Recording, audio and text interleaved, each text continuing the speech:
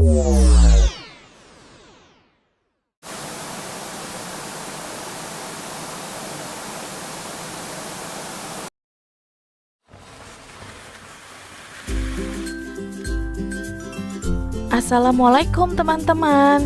Marilah kita saksikan mini drama siklus hujan.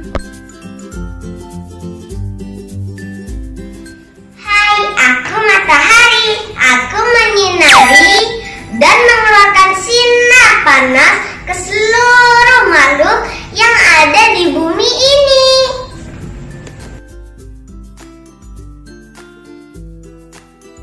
Aku akan menguap setelah terkena panasnya sinar matahari.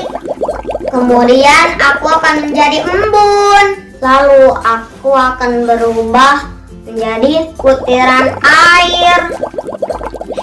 Bersama aku lah, butiran air akan disini. Lama-kelamaan aku berubah jadi awan hitam. Ketika air semakin banyak, aku akan turun ketika awan hitam dan sudah bisa menampungku. Aku akan membasahi bumi. Air hujan akan aku anggap agar kita enggak banjir. Jangan tendang aku ya. Kami kelestarian kita semua.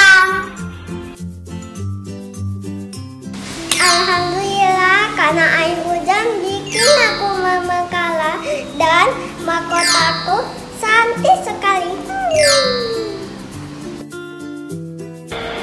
Aku muncul setelah hujan. Aku terjadi karena pembiasan matahari